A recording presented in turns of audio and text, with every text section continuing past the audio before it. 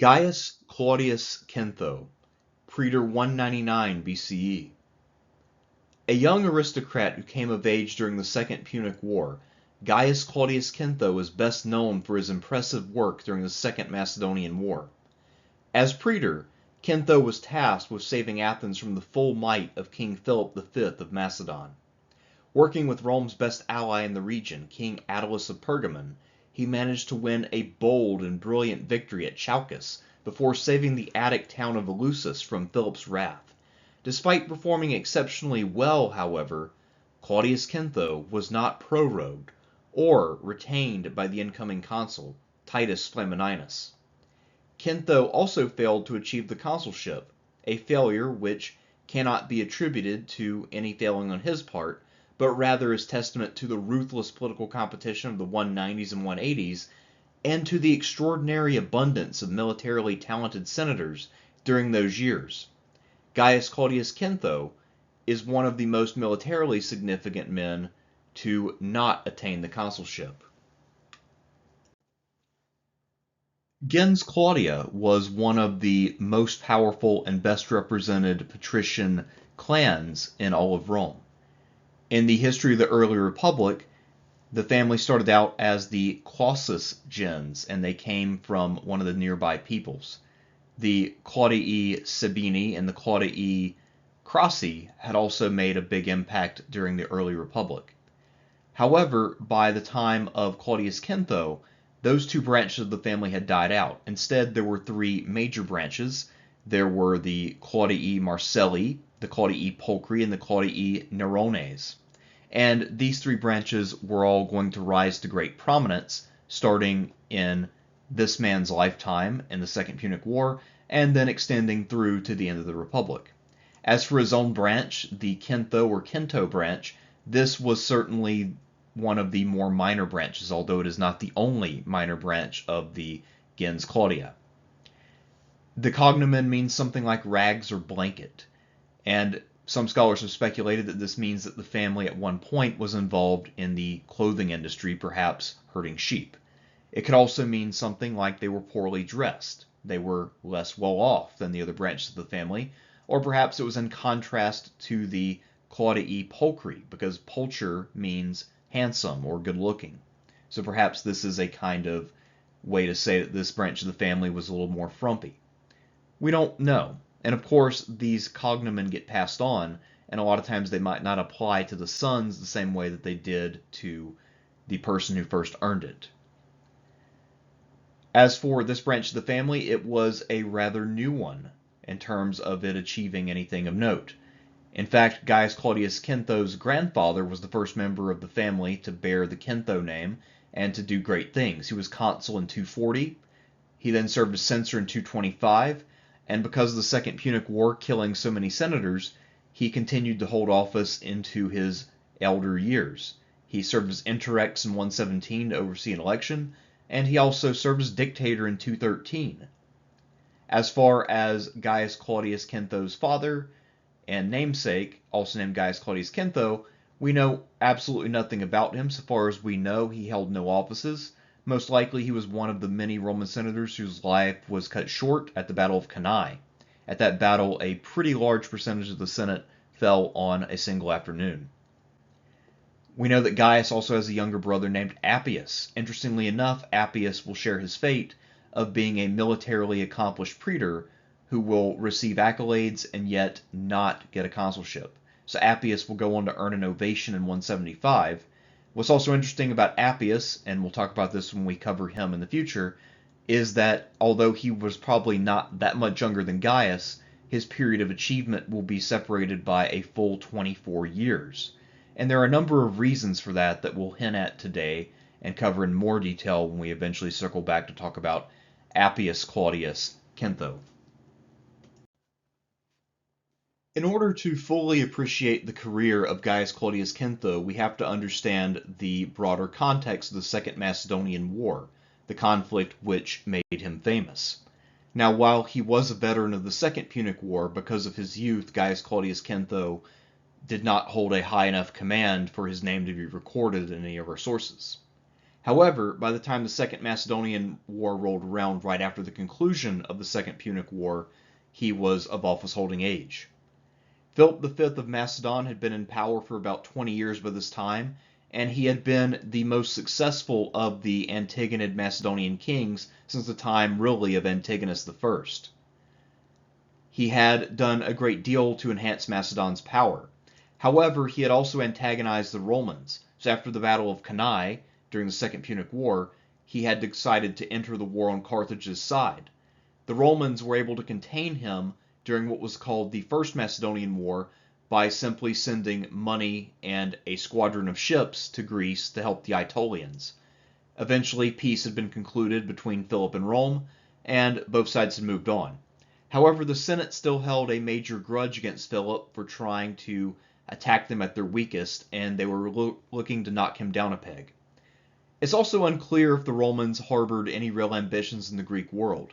At this time, even the hawks in the Senate were aware that Rome's resources had been strained by the last war, and that the Roman people were not looking for any type of adventure. In fact, when the Roman Senate began to float the idea of going to war with Macedon, the people were irate, and they expressed deep disapproval. The Senate, of course, was able to override that because at this time, the Senate got whatever it wanted, regardless of public sentiment. At any rate, the main driver of the war ended up being the appeals of all of Rome's allies and potential allies in the region. King Attalus I Soter means savior, of Pergamon, had already aided Rome quite a bit in the last war, and he was the primary petitioner. They also were getting requests for assistance from the Aetolian League, which had effectively fought the First Macedonian War for them, the Athenians, who were hard-pressed by Philip, and the Rhodians, who were another republic at the time, and they were one of the more prosperous powers who not only kept down piracy in the eastern Mediterranean, but also were responsible for a great deal of the grain trade in the larger Greek world. And so, with these four allies in hand, the Romans could claim, with quite a bit of justification in this case, that they were coming at the behest of the Greeks to help settle Greek affairs. This was at a stage in the war where it looked like Macedon had the upper hand. Philip's generals actually still held a considerable amount of territory in Caria, which is a large region of Asia Minor, and they had taken a lot of this territory from both Pergamon and from Rhodes. Philip also had a fleet that was relatively recently built, and while this fleet did not have clear naval superiority, it still gave him mobility in the Aegean Sea. So the situation was actually relatively dire at the time when the Romans decided to enter the war, and their entry would have been a great moral boost to the allies who were fighting Philip. The Romans declared war in 200, and it took some time for them to raise their forces and deploy to the Balkans. In fact, their major effort in 200 was in the Western Balkans, where the consul Sulpicius Galba directed the majority of the Roman force. As for direct aid to their allies in the Eastern Aegean, the Romans were a little bit slower to reach the theater. It was actually the task of Gaius Claudius Centho, the Praetor, to lead a force of ships to that region. And he would not arrive until fairly late in the year, when quite a bit had already occurred. And in fact, some things had occurred in 200 without the Romans present that would very much change the complexion of the war itself. The first major event of 200 is that the siege of Abydos was resolved. So Philip V had started the siege earlier, and by now the citizens of Abydos were starting to run out of food. It was apparent that their city would fall to the Macedonians, and they made a rather unusual determination. They decided that rather than allowing their city to be taken by storm, or surrendering and putting themselves at the not-so-tender mercy of Philip, they would instead commit mass suicide. And so the older men, by instruction, murdered the women and children when the men of military age were defeated and the city was in the process of falling. This act of defiance by the Abyssines would very much inspire the other allies to renew their efforts at resistance. It also meant that Philip's hold on his possessions in Asia was much more secure now. Earlier, he had been somewhat miffed when Antiochus III had failed to give him aid, but now, all on his own and against all of these allied forces, he had solidified a strong hold in Asia. He then decided to try to return to Europe, and while he himself made it back to Europe without incident, his fleet did engage with the Rhodian and Pergamene fleets at Chios.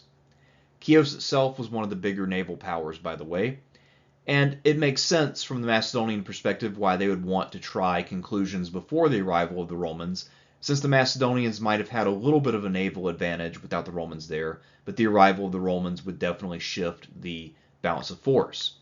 And so the Macedonians engaged there, and unfortunately for Philip, the Rhodian and Pergamene navies defeated him. This would definitely shift naval superiority to the allies, and with the arrival of Centho's squadron, this would mean that it would no longer be practical for the Macedonians to really try a major naval battle. They still had a bit of a navy, so Centho had to be careful, but the Rhodians and Pergamenes had now done a lot of the heavy lifting.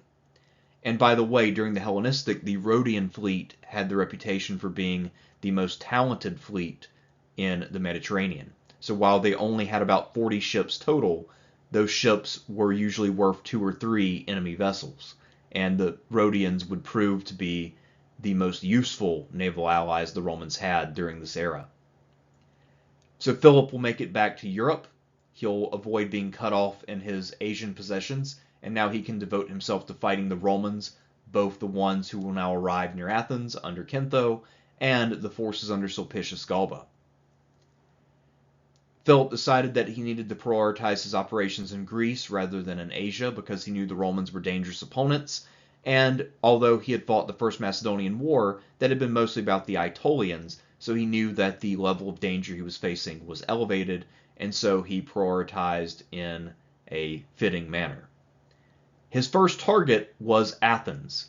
According to Polybius, a lot of this was driven by Philip's hatred of the Athenians. Whether that was true or not, or whether he simply wanted to knock out one of the major allies of the alliance, and also take Piraeus, which was a major naval base, is unclear. My suspicion is that it was somewhere in the middle, that he both wanted Athens for strategic purposes and because he bore them a deep grudge for their constantly resisting him and trying to meddle in his affairs. When Centho arrived on station, he found that the Athenians were worried that their main city would fall to Philip's forces. Philip wanted to join a rather short list of people who attempted to assault Athens. Athens was very well fortified, and because of its large population, the walls were always manned. So very few people had attempted to take those walls by storm, and the handful who had tried had failed in humiliating fashion. Livy tells us that the Athenians had only their high spirit left over from their classical heyday, but I think that that is to downplay the strength of their walls and the enduring usefulness of their naval facilities at Piraeus. That being said, they were still at a massive disadvantage, and their forces had nowhere near the quality of the Macedonian army, not to mention that the major Hellenistic armies, such as the Macedonian and the Seleucid armies, were known for excellent siegecraft. So even though the Athenians had their fortifications that had served them so well for a few centuries, they were probably right to be worried about having to endure a sustained assault from Philip. When Centho arrived, he brought with him 20 ships. In all likelihood, given the composition of the Roman navy at the time, these were quinquiremes, the same ships that the Romans had first constructed back during the First Punic War. This was by now the standard warship of the era, although other powers continued to employ the trireme and quadrireme. Centho and his ships took up station at Piraeus. They also arrived at a time when the Pergamene fleet under Attalus was in the area, and King Attalus himself was with the fleet. So Centho and Attalus were able to get acquainted, and the two of them worked to bolster the defense of Athens. At one point, they even took men off their own ships to further strengthen the defenses. And Philip eventually realized what many other generals before him, especially a number of Spartan generals, had figured out, namely that trying to assault Athens directly was a fool's errand, and so he began to withdraw from Attica. At this point, it's not clear whether he intended to fall all the way back to his base near Thebes, or whether he actually was just pretending to withdraw so he could attack some of the other areas in Attica. At this point, it's hard to say. But for Centho, this lull in the action would present a major opportunity. As a general rule, sailors in the ancient Mediterranean were not very eager to leave port after about October. The sea becomes a lot choppier, and so conditions become much more dangerous. This is especially true with warships, which are more top-heavy than merchant vessels. And yet, while Centho most likely intended to remain in his winter quarters until spring arrived, there was something that came to his attention which changed his mind, and that was a piece of information from Chalcidian exiles.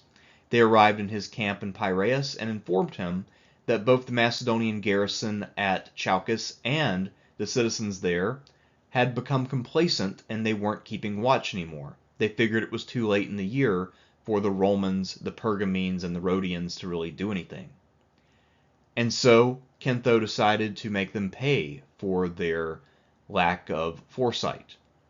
He had his ships readied for war, and King Attalus had his ships ready to go with him, and the two fleets sailed all the way to Cape Sounion. So Cape Sounion is at the eastern edge of Attica, and when you round it, you're then facing Euboea.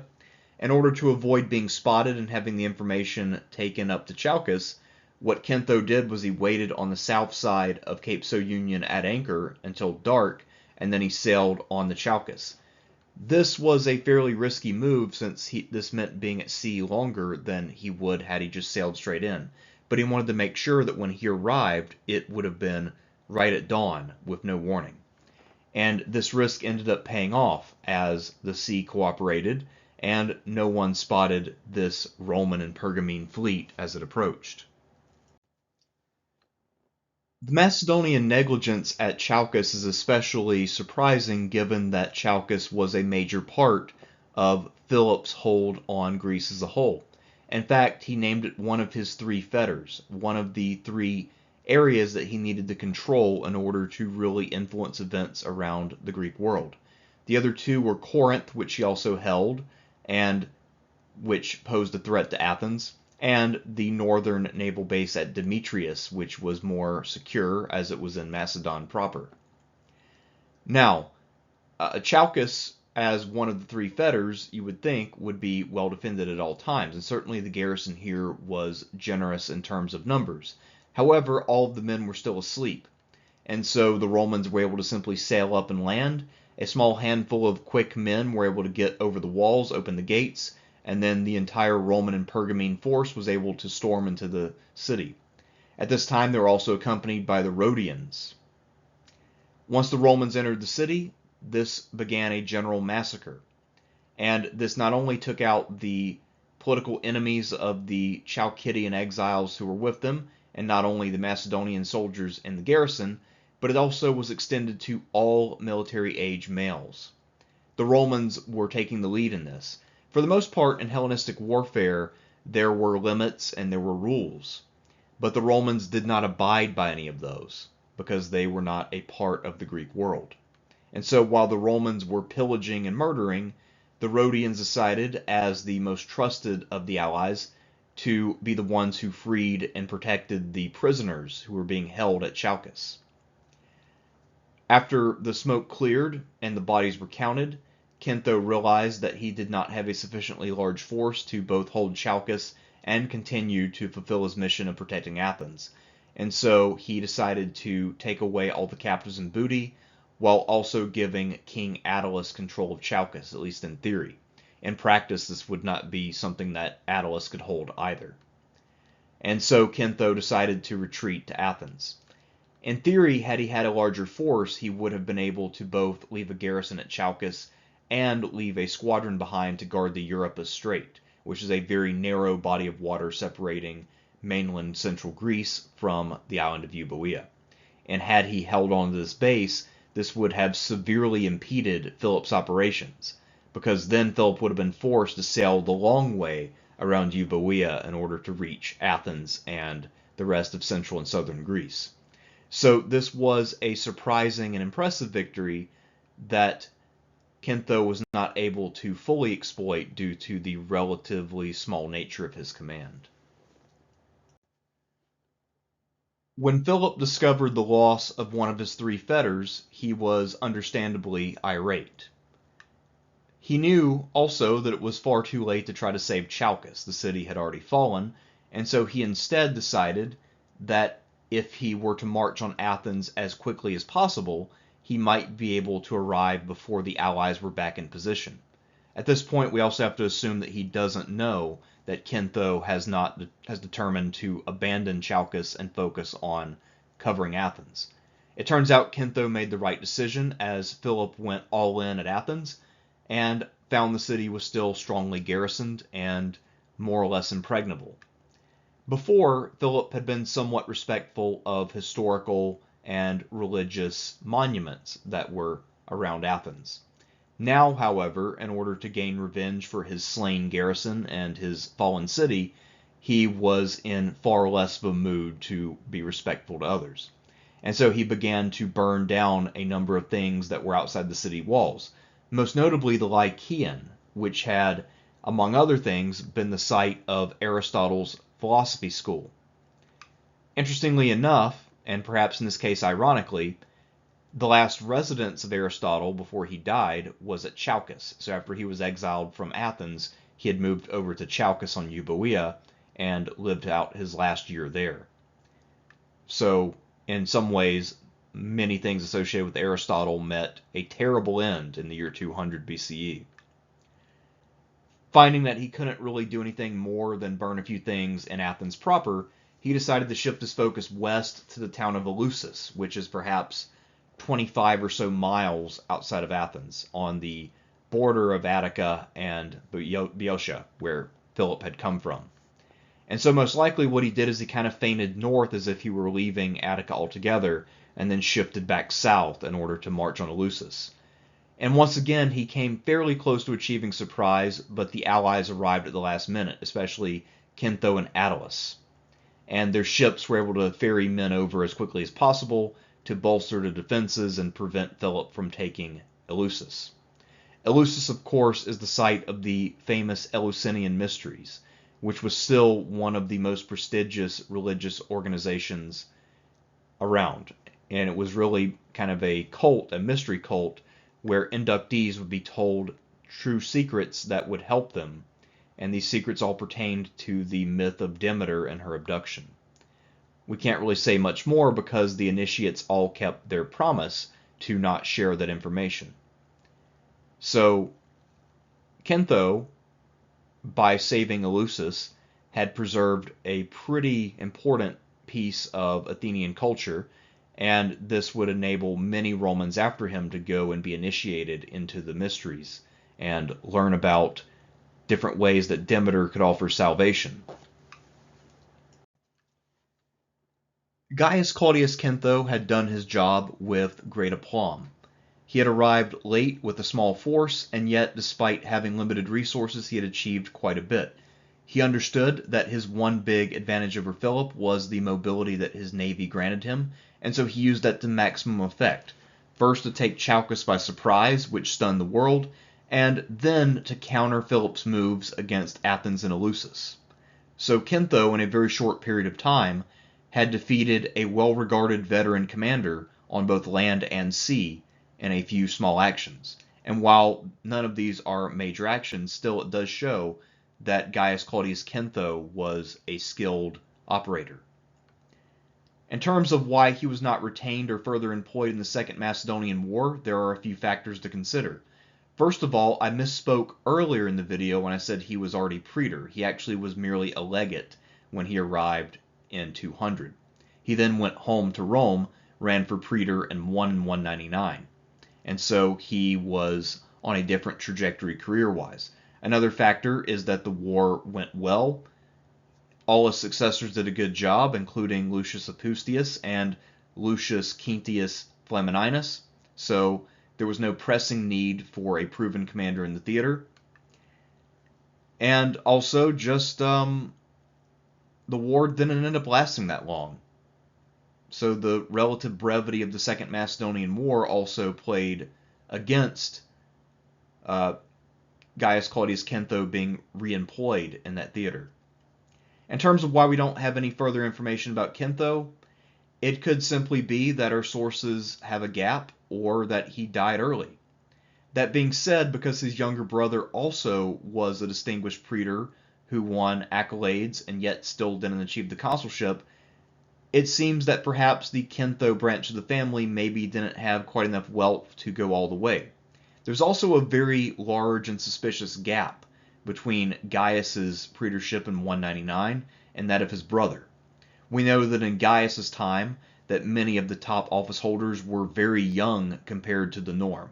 So for instance, Titus Flamininus was only 29 when he was elected consul, and the norm prior to the Second Punic War and the norm that would be reestablished is that most consuls were about 42 years old. So we have to speculate that Centho would have been maybe 25 or 26 when he was praetor, and also when he was in Greece. So in theory, he still should have been around, and he still should have been physically able to hold a consulship during, say, the 170s or 160s, and yet he doesn't. A lot of that, again, is testament to just how deep the Roman bench was at this time, and how hard these guys went politically when it came to competition. You have three major figures, Titus Flamininus, Scipio Africanus, and Cato the Elder, and all of these guys were quite talented at blocking the careers of the lackeys of their rivals. So many of the top associates of the big three would achieve surprisingly little because of the interventions of the other players. One other thing that Centho does that will be important for the war itself, and that I think needs to be highlighted here at the end, is that unlike many other Roman commanders, he apparently was quite adept at dealing with allies. So many Roman commanders were deeply arrogant and did not get along well with allied troops, but Gaius Claudius Centho seems to have been quite adept at making friends with Attalus and the Rhodians and cooperating with them to maximum effect. He also seems to have had a good rapport with the Romans, or excuse me, the Athenians, who were very much cheered on by his arrival, and also who kept a game face while he sailed off to take that opportunity at Chalcis, and they trusted him to come back and save them, which he did. So apparently he had some diplomatic skills and also some charisma. So once again, we're dealing with someone who was very talented, and yet, due to circumstances beyond his control, he was not able to rise to the very pinnacle of Roman politics. Next time, we'll be taking a look at his immediate successor, Lucius Apustius, who took control of the fleet and was the second fleet commander of the Second Macedonian War. Until then, take care, and remember to subscribe to this channel. I'm Thersites the Historian. Peace out.